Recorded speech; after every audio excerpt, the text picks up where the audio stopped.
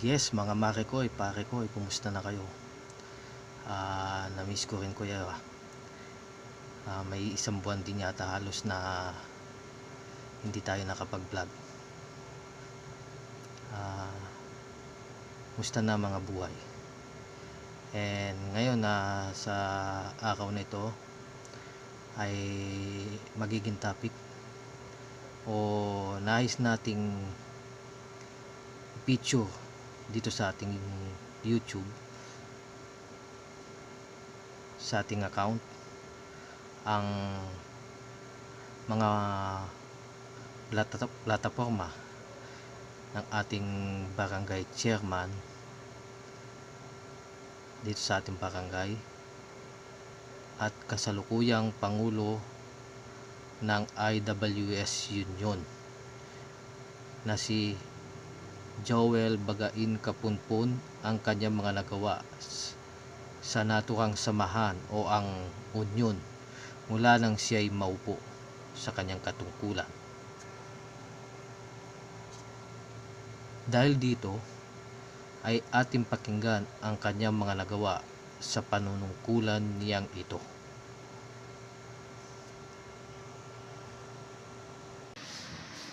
Magandang araw mga kamanggagawa. Gusto ko lang magbalik tanaw sa mga pangyayari sa 3 dekada na nandyan yung IWS. Marahil ay marami sa atin ang natatandaan kung ano ba talaga yung kwento sa 30 years na nandyan yung IWS, yung ating trabaho. Ikukwento ko sa inyo kung nakalimutan na ninyo nung panahon na muntik na tayong nagsara, muntik nang nawala yung trabaho natin dahil sa agresibong pakikipag-bargain sa management. At nagpatawag ng meeting ang presidente ng ating kumpanya at sinabi niya sa mga manggagawa na dito tayo magsasama-sama at dito rin tayo magkakahiwalay, sabi niya. Dahil nung panahon na yon hindi na niya gusto yung nangyayari dahil masyadong naging marahas yung mga membro ng union at nakasuot ng mga black ribbon, merong nakatali dito sa balik, dito sa kamay, sa ulo ng pula. Masyadong radikal ang ating pag-uunyon nung panahon na yon, na tinuruan ng kabilang grupo ang ating mga membro ng ganong sistema ng pakikipagdialogo sa management. Kaya nakita natin nung panahon na yon na marami pa pala yung nagmamahal sa trabaho at sa mismong araw na yon nakita natin na lahat ay nakapag-isip na kailangan pa palang magtuloy yung trabaho para sa mga pamilya ng mga bawat manggagawa ng IWS. Napaka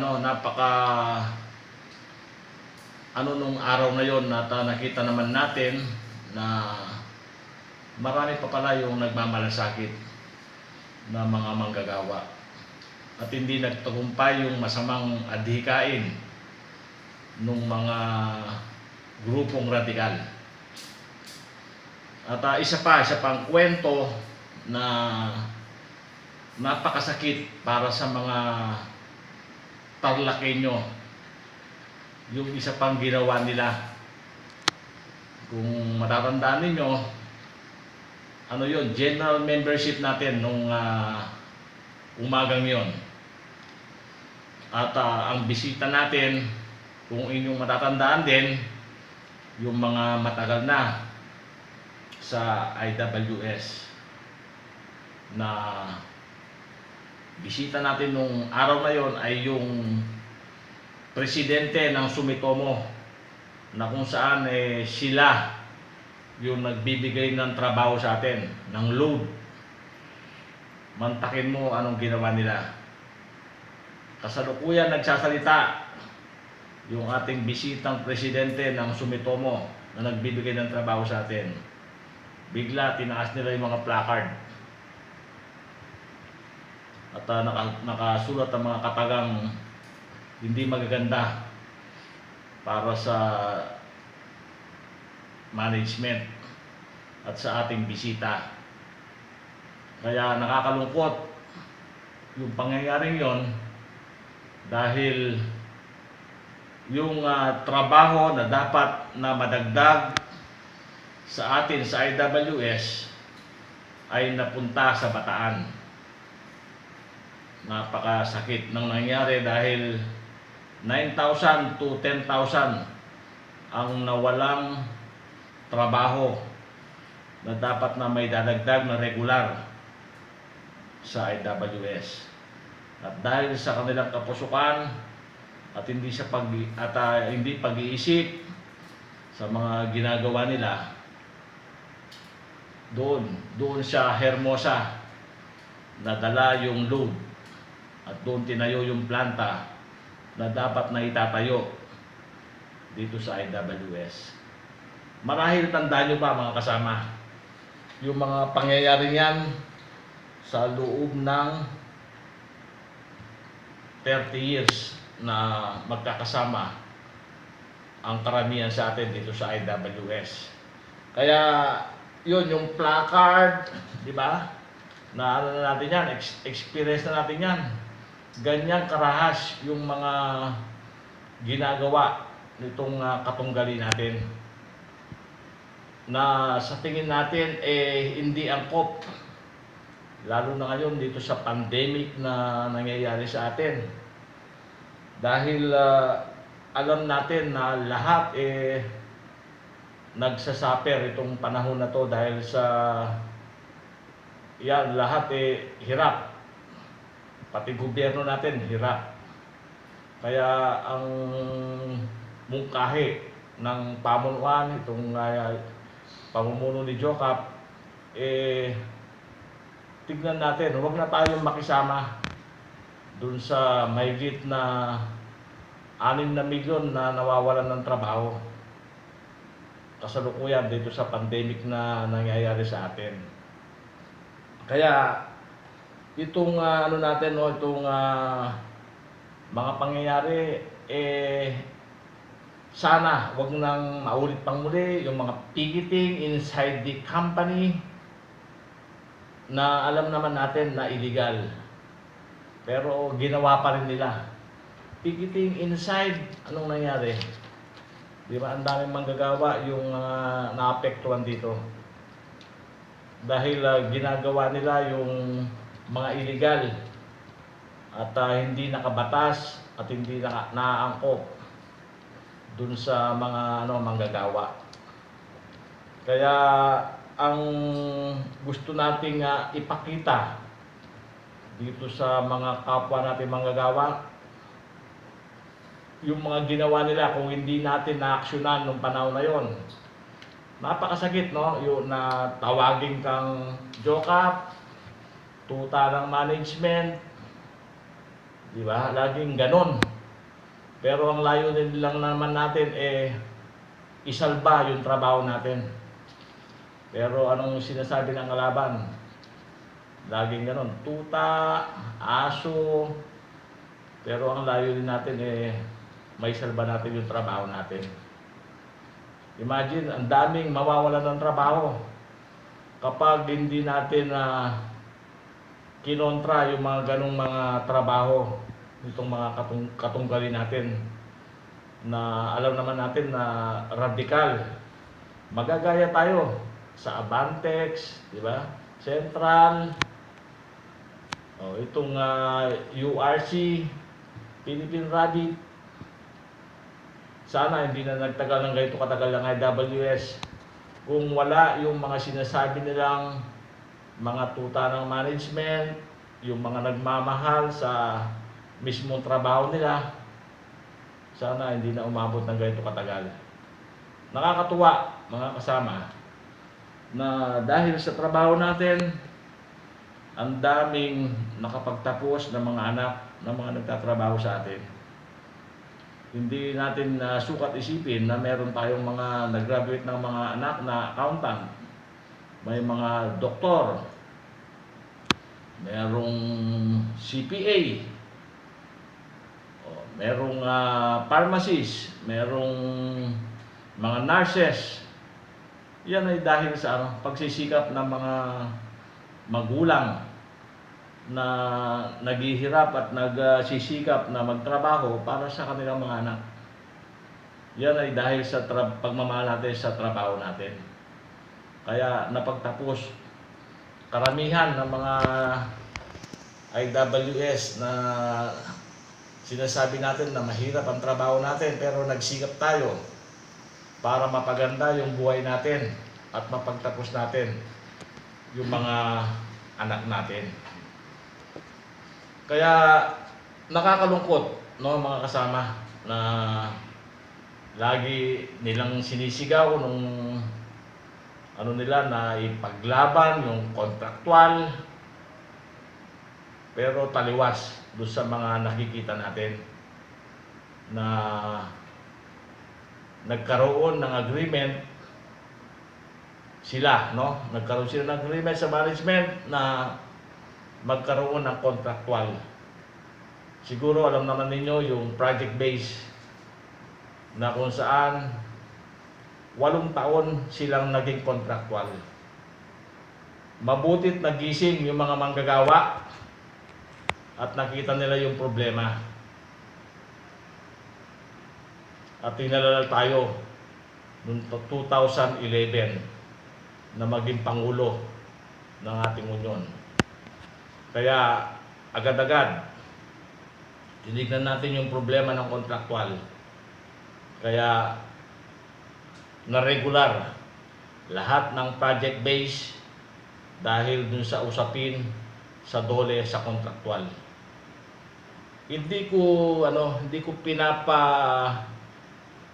pinabibigyan ng utang na loob sa inyo na kayo na-regular dahil sa pamumuno ko. Yun ay obligasyon natin bilang union na tignan natin yung problema ng kontraktual. Kaya kayo ay na-regular.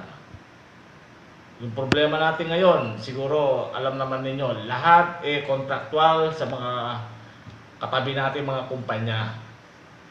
Pero dito sa IWS, yun nga, ngayon nakikita natin may recall na naman. At madadagdagan na naman yung mga regular natin. Dahil yan sa ating union na dapat nating alagaan. Dahil tayo na lang ang matatag na union sa kasalukuyan. Halos lahat ng kumpanya ngayon wala ng union. Ayan ang tinitingnan ng management ngayon kung paano din tayo mawalan ng union. Yan din ang isang problema ngayon, ang union. Kaya ngayon legal sa dole na wasakin ang union. Dahil kapag gusto nilang wasakin ang union, magpapatawag lang sila ng bankruptcy o hindi na kayang i-sustain yung mga sahod, bibigyan lang tayo ng 100%. Legal na tatanggalin na yung ating trabaho at yung ating union. Kagaya nung nangyari sa Central, sa Correo de Tarlac. Itong Sanyo, siguro alam naman natin yan. Itong URC na wala namang union, wala nang union ngayon. Dahil doon legal nilang tinanggal ang union at tinanggal yung mga manggagawa. Kaya mga kamanggagawa ko, ayaw nating mangyari sa atin yan. Kaya dapat alagaan natin ang ating trabaho, ang ating union. para sa kinabukasan ng ating mga pamilya at mga anak at mga umaasa pa sa atin. Yung plano natin na sa loob ng 5 taon, marahil alam naman natin na hindi ganong kadali yung pag-uunyon. Ako bilang presidente ninyo, nagdaan tayo sa mga malaking pagsubok bago natin narating itong ating kinakatayuan ngayon bilang isang matatag na unyon.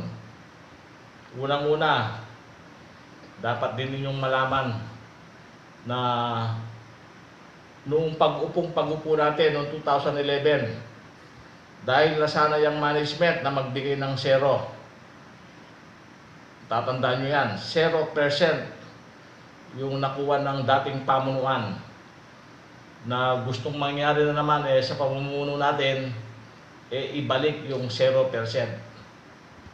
Pero hindi natin pinayagan yan. Hindi na pinayagan ng unyon sa pamumuno natin na magkaroon na naman tayo ng 0% increase. Walang year service, walang merit, ibig sabihin 0. Kaya sa sama-sama nating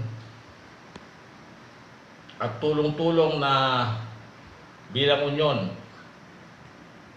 inalis natin sa panel yung isa sa pinakamataas sa management.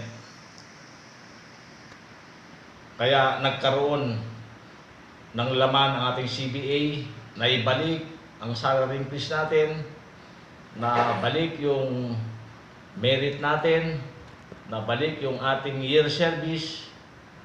Awa ng Panginoon, taon-taon meron tayong blessing na natatamasa natin dahil sa ating unyon. Bilang leader nyo, kailanman hindi ako nagpabaya, dahil alam naman ninyo na dahil sa pagmamahal sa mga miyembro natin, na-terminate ang inyong Pangulo dahil sa pagtatanggol sa mga miyembro. Mabuti na ipanalo natin yung kaso sa Department of Labor at tayo nakabalik sa trabaho, at ang naging parusa sa inyong Pangulo ay 2 months na suspension. Kaya sinasabi ko sa inyo ito na hindi ganun kadali ang mamuno sa unyon.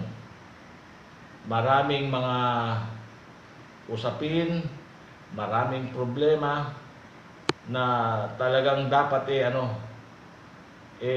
sama-sama yung ating pagkilos. Kaya alam naman natin na hindi naman pwedeng si Jokap lang. Kailangan nandyan yung set of officers, nandyan yung mga membro para ipaglaban kung ano yung sinasabi nilang karapatan para sa mga manggagawa. Kaya ito yung natin, yung gusto nating mangyari sa loob pa ng 5 taon na darating, na ayusin pa natin. Kung 160% tayo, sana lahat merong matatamasang birth program, yung voluntary na retirement program natin. Na ngayon 160, gusto natin tumaas pa ng 200 pataas para lahat na manggagawa mapakinabangan ito. Dahil kung mahal mo yung trabaho mo dito sa IWS, meron kang hinihintay balang araw na retirement program. Ang ang gusto nating mangyari, magtagal pa itong trabaho natin. Dahil marami sa kasalukuyan ngayon ang walang trabaho. At marami yung naghahanap ng trabaho. At marami yung mga naghihintay na mawalan ng trabaho para sila ay makasingit. Kaya ang mungkahi ko sa lahat ng manggagawa ng IWS, mahalin natin yung trabaho natin. Pasensya na kayo, mga parekoy, marikoy, kung medyo naputol ang ating video dahil medyo nagloko yung ating cellphone o ang signal ng ating cellphone, kaya medyo naputol yung mga pahayag ni Barangay Maligaya Chairman at IWS Union President Joel Bagain Kapunpon. Ngayon ay ating pakinggan ang continuation ng kanyang mga pahayag. Gusto ko lang iparating sa inyo na malinis yung ating intensyon sa panunungkulan natin sa ating union. Dahil sa 10 taon na tayo ay nanungkulan, kung susumahin mo ang ibinalik natin na pera sa ating mga membro doon sa Christmas package natin, kung titignan mo, gumagastos tayo ng 1.4 to 1.7 sa ating Christmas package. Kaya sa 10 taon na panunungkulan natin ay dapat meron tayong 14 million to 17 million na pera sa union. Pero yan ay binalik natin sa mga membro. Taon-taon binabalik natin yan, yung 1.4 to 1.7 na Christmas package. Pati yung ating yung May 1st budget natin, binabalik natin yan, mga kamanggagawa sa mga membro. Pinaparapol natin yan taon-taon. At yung libreng pa-xerox natin, huwag ninyong malitin yung libreng pa-xerox ng union.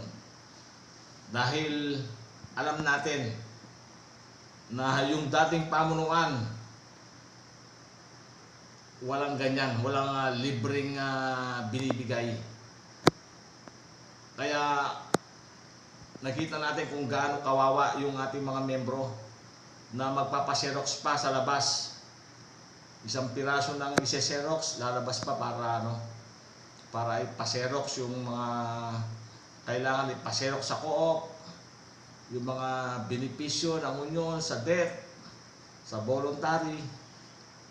Lahat ngayon kinikater ng union yan ng libre para sa mga membro.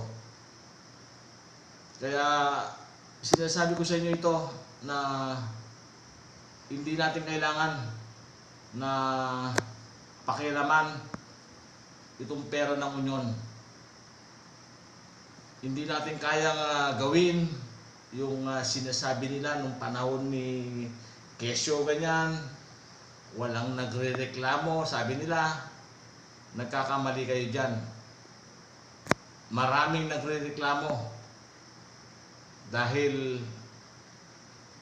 napakapangit na gawain nung panahon nila na death benefit para sa nagsasabi na hindi nangyayari. Alam niyo yan, nangyayari yan sa panahon nila. Dahil isipin mo, sasabihin nila first deduction, manggagaling sa bulsa ng treasurer, manggagaling sa bulsa ng president. Tapos meron pang second deduction sa mga namatayan. Meron third. Samantalang malinaw na ang deduction ng death at voluntary minsan lang yan. At kailangan ma-receive ng buo ng membro ng union. At hindi kailangan manggaling sa bulsa ng tresurero, sa bulsa ng presidente. Yan ay direktang nakatseke para ma-receive ng buo ng management, ay ng mismong membro. Kaya malaking kalokohan ang ginawa nila na inayos natin yan Kaya ngayon nare-receive ng buo. At kung nag-advance sila ng 20 mil, yun lang ang ibabawas para sa kabuuang benepisyo ng membro. Pati voluntary, ganyan ang ginagawa natin. Ang voluntary, kapag nakakuha siya ng 30 mil, advance yung 15,000, line up, schedule yung 15,000. At lahat ng yan ay check form. Walang hinahawakan na cash ang union sa mga benepisyong yan. Dahil ayaw na natin mangyari na namatayan na nga, nanakawan pa. Yan yung hindi magandang gawain na mga nangyari sa mga nakaraang pamunuan. Kaya nakakalungkot na ang dami pa rin nag-iidolo dito sa Dexter Dato na ito, na wala na sa kumpanya, ang daming ginawang kalokohan, pero still ang dami pa rin yung naniniwala sa kanya dahil sa galing niya sa pagsasalita. At siya rin yung arkitekto ng 0% na mga manggagawa sa IWS at yung pagnanakaw sa pondo ng mismong union. Kaya gusto ko na mag-isip tayo. Hindi yung darating ang panahon magsisi tayo na dahil sa maling paniniwala na sila yung solusyon para sa kabuhayan natin. Nagkakamali tayo. At yan po ay ating napakinggan ang mga pahayag ni IWS Union at Barangay Maligay Chairman Joel Kopunpon. Kaya ating suportahan ang Team